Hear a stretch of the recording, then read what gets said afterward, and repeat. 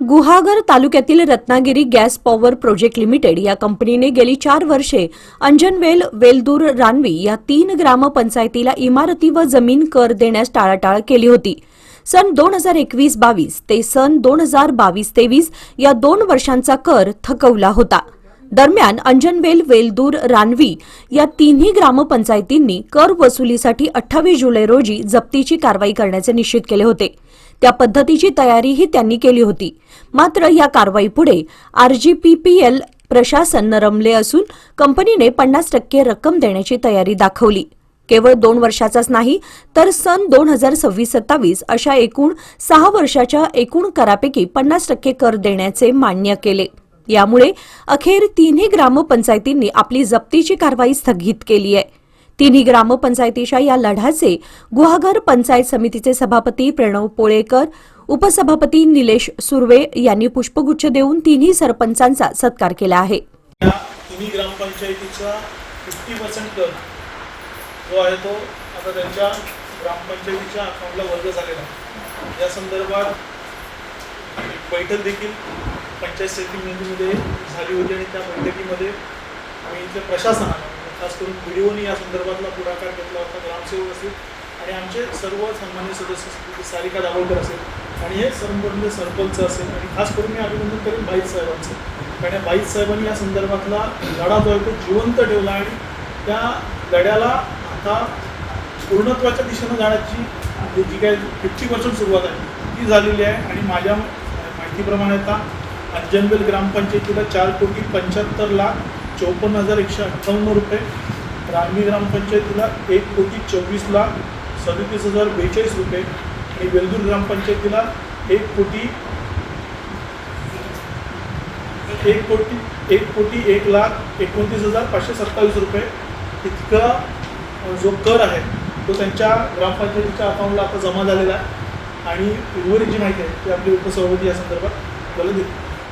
आमच्या दोघं सभापती उपसभापतींच्या दृष्टीने आणि सर्व सदस्यांच्या दृष्टीने एक अभिमानाची गोष्ट आहे की रत्नागिरी गॅस आणि पॉवर कंपनी ही कंपनी अंजनवेल, वेलदूर आणि रानवी या 3 ग्रामपंचायतींना ग्रामपंचायतीचा कर देण्यापासून फार विषय लांबत चालली होती आणि 21-22 सालापासूनचा कर काय ग्रामपंचायतींना दिला नव्हता.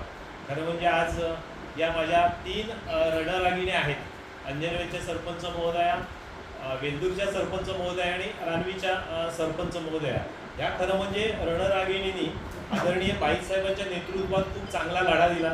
या लढ्यात आमच्या सहकारी सारिकाताई पण खूप अतिशय द्वेषाने सगळ्या सहभागी झालेल्या होत्या आणि खूप बरं वाटलं की मला वाटतं 5 किंवा 6 सालापासून हा कर चालू झाला होता आणि कंपनीला 2021-22 सालात अचानक उपलब्धी झाली की ह्या इमारती शासकीय आहेत आणि कर देणार नाही म्हणून, आणि तेव्हापासून कंपनीने हा कर द्यायचा बंद केला. काही लोकप्रतिनिधीसुद्धा ह्याच्यात कंपनीची बाजू घेतली की ह्या कंपनी म्हणजे शासकीय विषय आहे आणि तेव्हापासून बाईत साहेबांचा लढा होता. म्हणजे मी त्याचा साक्षीदार आहे. मग पालकमंत्री सामंत साहेब असतील, तत्कालीन सार्वजनिक बांधकाम मंत्री चव्हाण साहेब असतील, यांच्याविषयी ज्या बैठका झाल्या बाईत साहेबांच्या, त्या बैठकीला मी उपस्थित होतो. सामंत साहेबांकडे आदरणीय सभापती महोदय उपस्थित होते, पण लढा पूर्णत्वाकडे जात नव्हता. पण आत्ता ग्रामपंचायतीने जो काय एक भूमिका घेतली कठोरपणाची की जर तुम्ही ऐकत नसाल तर काही ग्रामपंचायतीचं ॲक्ट आहे आणि त्या ॲक्टनुसार या तिन्ही माझ्या रणरागिणी सरपंच महोदया भगिनी आहेत, त्यांनी बाईत साहेबांच्या नेतृत्वात खूप चांगला की जिथे कुठल्याही त्यांनी पक्षाची मदत घेतली नाही, त्यांनी ग्रामपंचायत म्हणून जेव्हा विषय सुरू केला आणि हा विषय आमच्यापर्यंत येत बसला तर आम्हीसुद्धा आमचे शिंदेचे गटविकास अधिकारी साहेब आहेत, आज नाही आहेत, एका परीक्षेला गेले, ते असतील, मग विस्तार अधिकारी आमचे इंगळे असतील, पिंगळे असतील, कदम साहेब असतील, व्हिडिओ साहेबांच्या दालनातच ही बैठक झाली, कंपनीचे अधिकारी आणि यांची. आम्ही सुद्धा तिथे 2 जण कोण गेलो नाही की आमच्यातले सदस्य इथे कोण गेलं नाही, पण त्यांनी प्रशासन म्हणून चालवलेला लढा हा खूप चांगल्या पद्धतीतला होता आणि या लढ्याला यश आलंय. आता मला वाटतं दंडासहितची 50% रक्कम आता ग्रामपंचायतीच्या खाती जमा झाली.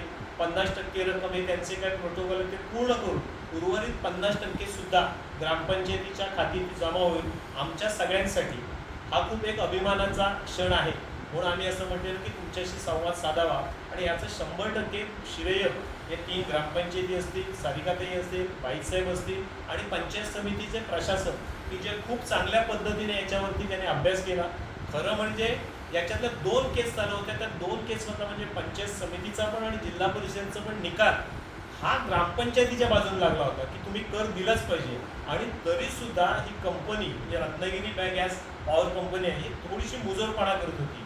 पण ग्रामपंचायत ॲक्ट काय आहे याचा दणका ह्या सगळ्यांनी दाखवल्यावर हे प्रशासन सुद्धा रत्नागिरी आणि गॅस पॉवर कंपनीचं सरळ झालं आणि त्याने आता हा कराचा जो मोठा विषय होता त्याचा 50% वाटा हा ग्रामपंचायतीच्या हाती जमा केलेला आहे. त्याच्यामुळे मी पंचायत समिती प्रशासनाच्या वतीने, सभापतींच्या वतीने, आमच्या सर्व सदस्यांच्या वतीने, बाईसाहेब असतील आणि माझ्या 3 रणरागिणी सर्व सदस्य त्यांचे आणि सर्व सदस्य यांचे आपण खूप चांगल्या पद्धतीने आपण त्यांना आम्ही धन्यवाद द्यायचा विषय केला.